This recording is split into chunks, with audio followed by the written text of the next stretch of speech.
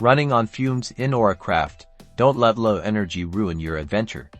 This quick guide will supercharge your gameplay. First, energy potions are your best friend.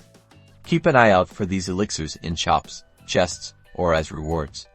They're the fastest way to instantly refuel your energy bar.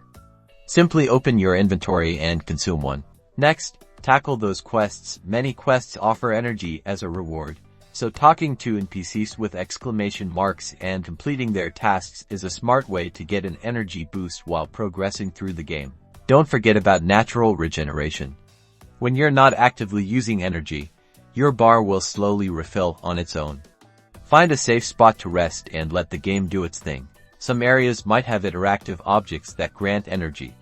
Explore thoroughly and keep an eye out for glowing shrines or unique environmental features. Combine these strategies to stay energized in Auracraft.